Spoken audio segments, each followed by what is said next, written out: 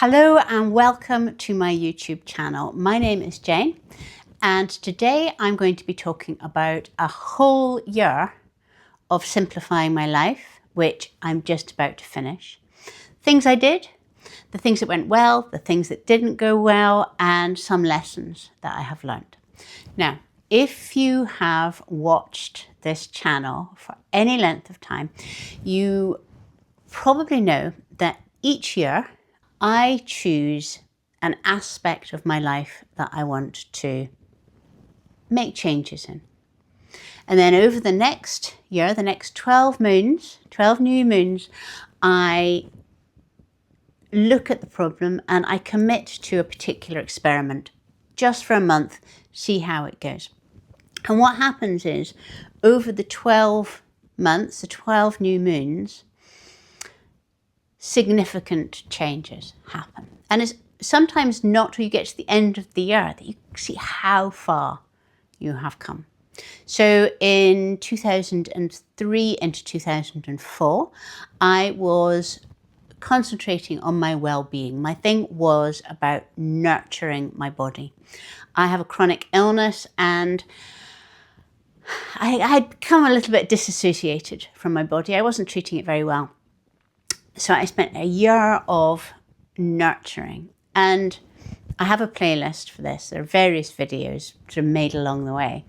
And even if you look back at the thumbnails from 2023, before I started this, and the thumbnails now, you can see such a difference. And it's not that my photography has improved, it's that I have come back into myself. So last year, so right at the end of 2024, I was feeling a bit overwhelmed, as though my work was taking up all of my time, as though it was never finished. Now, as I said, I have a chronic illness, and one of those, the symptoms of that is chronic fatigue, and also a not knowing day to day whether I'm going to be kind of like up for work or not. So my work has always had to fit with the patterns of my life. And there was something about it that was just out of kilter. So I decided that I would have a year of simplifying things so that my brain didn't feel like this. Now, when I began the project, lots of people, knowing that I'm very, very messy, knowing that I find clutter quite difficult to keep away, thought that I was actually going to be doing just like a big decluttering project in my house. And I was sent lots and lots of links, you know, the sort of Marie Kondo kind of thing, or lots of people who were doing January decluttering projects. But that wasn't what I was aiming for at all, though if you watch the end video, you'll see it did come. What I wanted to get rid of was this feeling of heaviness, this feeling of never done. So I thought that the best place to start with was with my work, because if I felt my work was never done, what was I actually doing? So my work, I have three strands, I suppose, to my work. I have the studio, which is an online creative community. And for that, you know, I create courses and activities, and I look after a forum, and we have lives. I also do life coaching. I take people through this whole process of the setting intentions with the moons. And the third thing I have is I have a natural dye garden, and I dye embroidery threads and sell them. And I do sort of like some little projects there, and I can like keep my own creativity ticking over too. But all of those are kind of quite manageable things, and also, really importantly, they all fill me up as activities. It's work that I have chosen because I love doing it. So I kind of had this feeling that maybe it wasn't to do with the actual work that I was meant to be doing. And surprise, surprise, when I sat for after a few days looking at what I was actually spending my time on, it wasn't on the studio or my coaching or embroidering threads. I mean, there was some of that in it, but that wasn't the problem area. What had happened, and this is completely my fault, what I had allowed to build up was people who are not in the studio, who I'm not coaching, who aren't customers, messaging me or emailing me about things that are not to do with my work. So paint colours, whether I could help them set up a YouTube channel, where I get my cardigans from, all of this kind of thing, that they're travelling to Scotland and they'd love some hints on where to go. All of this stuff. And I was replying to it. And of course, as I replied to it, more came in because people would almost like want a pen pal relationship. And of course, this is because I am a people pleaser. I went through school feeling that I had to hustle for friendship. And I still find it incredibly difficult if somebody wants something from me to say, no, I can't do that. Face to face, I have built up those muscles, and I will, like, if I don't want to go to a party, I will not go to a party. If I can't help somebody do whatever activity it is, I will say that. But I hadn't noticed that online, I hadn't kept those boundaries. And it was this that was causing 60-70% of that feeling that nothing's ever done, because it wasn't ever done, because things were coming into my inboxes all the time, people's requests. And as I say, it was my fault. It wasn't those people's fault. So I started off, I just had like a little autoresponder that said, I didn't have time to deal with things, but if they're, if you're a member of Studio, post it in the forum, blah, blah, blah. But that didn't work because people replied to the autoresponder. So since the end of January, 90% of emails that are not to do with my work, I have not been replying to. This has been the most difficult thing this whole year, because I feel terrible. But it's also been one of the most transformative things, to recognize that I'm here to do particular work. And that if I spend my limited time, my limited energy doing other things that are not connected to that work, but in my kind of work time, I am actually doing down the people who pay me, doing down myself. And what was really interesting is that when I sort of looked at all these emails coming in, so many people said, oh, I don't join membership, so I'm not interested in the studio, in the message. Or I don't have time to do the studio, or whatever. So it was largely people who were not wanting to kind of connect with the work that I do anyway. They just wanted a shopping list or an itinerary. So that was month one. And having done that, I thought, right, I am dealing with all of the flood of stuff that comes in, these 30 emails a day that were coming in from people wanting things from me. But I haven't dealt with the things that I initiate that also clutter up my time. And it was clear from my phone stats, which were shocking, just shocking, that I had a really bad problem with my addiction to Instagram. And I thought, well, this would be a really easy way to get back actual hours in a day. And I've done a whole video about this, which is in the playlist. I used Screen Zen, which I found it was an app that I put on my phone which blocked Instagram, but didn't block it in a way that I kind of went round the back door.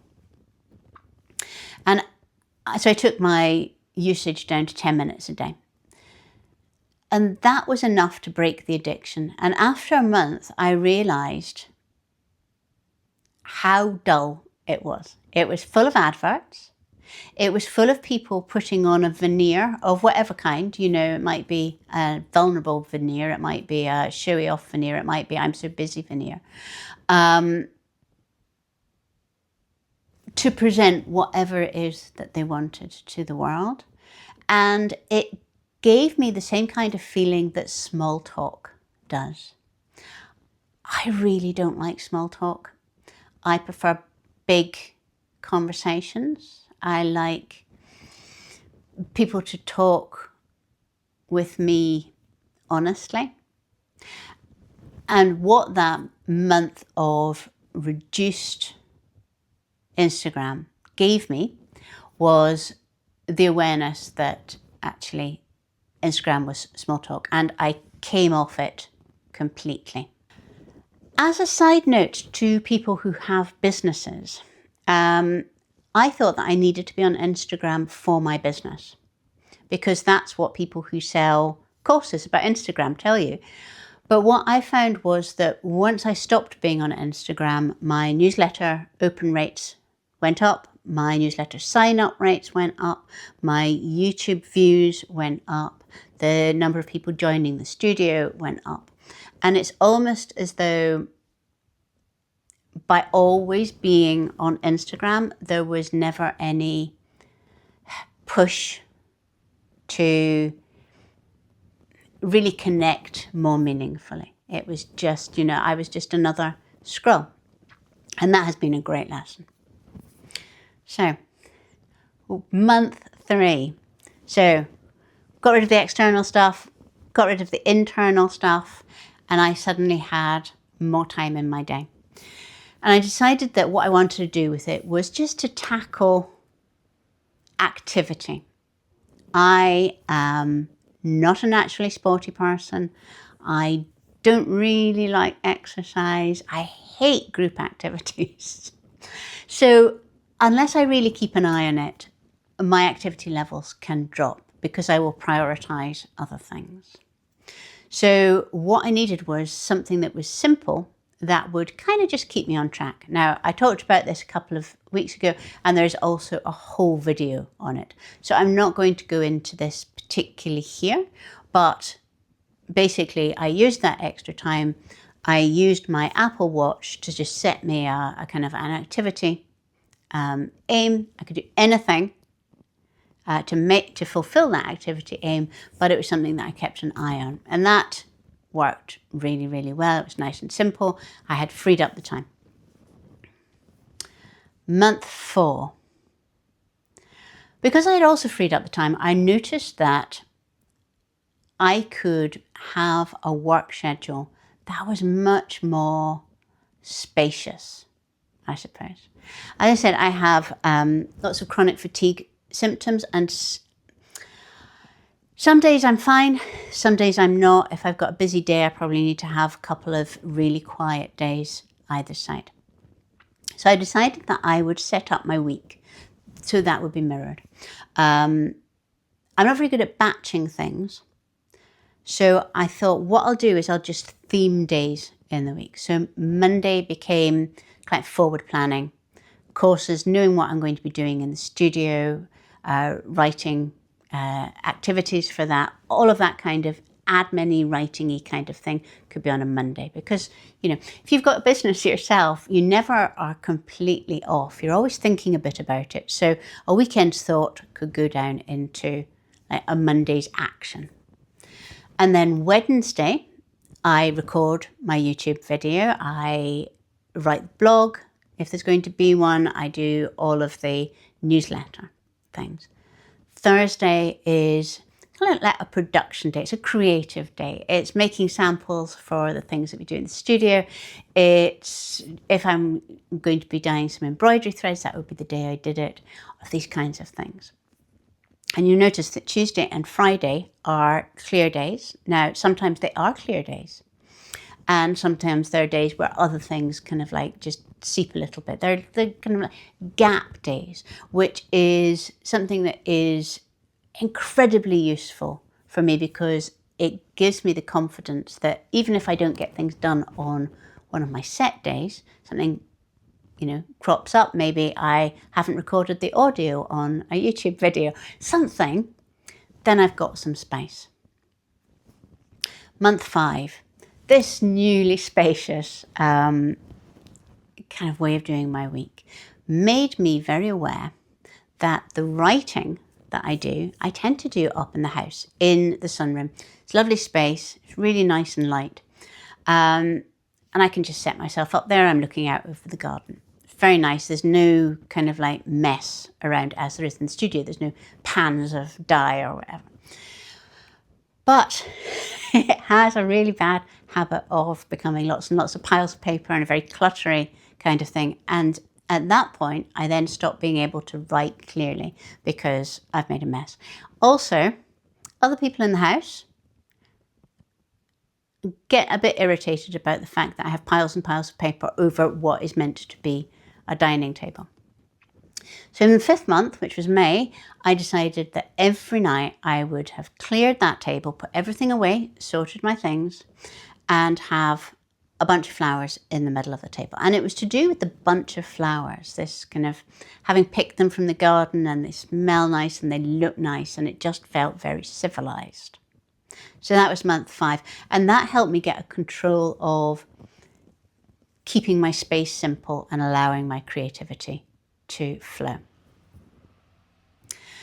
And then in month 6, life threw some life at us. And my dad fell over. He had a bleed to his brain. And for the next 3 months, he was in hospital, unable to do very much for himself. And then at the end of August, he died. And had I not simplified my workload, had I not simplified my workflow, I would have found it incredibly difficult to spend the amount of time that I wanted to with my dad in hospital. But as it was, I had less cluttery work to do. I had a schedule where I was really working 2 days, so could use the rest. I mean, I just stopped doing the embroidered threads for the year. That's fine. I could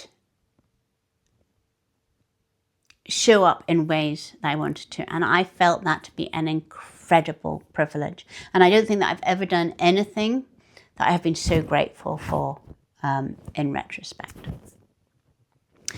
But one interesting thing is that while all of this was going on, I was spending time going backwards and forwards to the hospital.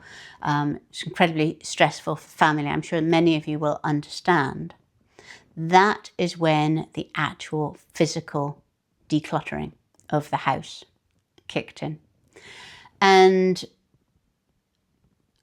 it started with my wardrobe, and I didn't do the whole taking everything out, trying everything on kind of thing. I just went through my overstuffed rails of clothes and decided whether that would be the, if I've got several dresses that are all kind of similar, how many do I actually need, and what are the top 3 or 5?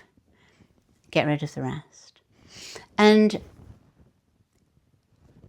somehow, and I think it's because I had done so much mindset work with the stopping people pleasing and looking at my own addiction to social media, it was easy. There was no shame. There was no shame about having bought things that I hadn't worn, or having things in there that I no longer fitted, or whatever. It was just nice and unemotional and easy. And some things went off to charity shops, and other things I sold. And I sold enough to fund a trip to London for the 2 of us. And gradually that then spread to the rest of the house, to the point that it people were becoming a little bit uneasy that this was not my character. So every cupboard, every drawer was gone through, and systems and things were sorted out. And of course, part of this, I think, is that I could control that, whereas I couldn't control what was going on elsewhere. But also I think some of it was having picked away at the threads of clutter and overwhelm. You could just become into a flow, to a roll. Things. Now, I am not a minimalist. Minimalist spaces make me anxious. So I am surrounded by things I love in my house. So what I was doing was I didn't want to get rid of anything that I actually liked or loved. I was wanting to get rid of the things that were there obscuring the things that I loved. You know, the pens that don't work and the junk mail and the things that you're not quite sure where it came from. All of these kinds of things. So over the past 3 months, that is what I have been doing. You know, going through all the drawers, all the shelves, putting in systems, looking at what will make it easy for things to stay nice and calm, making sure that everything has a home. All of these kinds of things that people had expected me to do back in January, I was really doing October and November. And this month, obviously I've only got 3 months left of my year, I've somehow ended up in the studio where I have so much stuff. I have things kept for, they might come in useful, and often they do, but it was quite overwhelming. And when I've tried to do it in the past, I've often made more of a mess, and then I've become overwhelmed and I've kind of like shoved things to one side. I'm now 4 or 5 days in to my sorting out my studio, and already it's really different. Again, there doesn't seem to be any of the guilt or the muddle or the emotions involved. It's just clearing so that I get back into the flow. So that is my year. And I would say that the lessons that I have taken is that really lean into your character. If you're not a neat and tidy person, if that isn't going to immediately give you a thrill, then maybe look at sorting out some of the clutter in your brain before you tackle your physical surroundings. Because I don't think, people always say, you know, declutter your wardrobe and you will feel so much lighter and freer. And that may well be the case.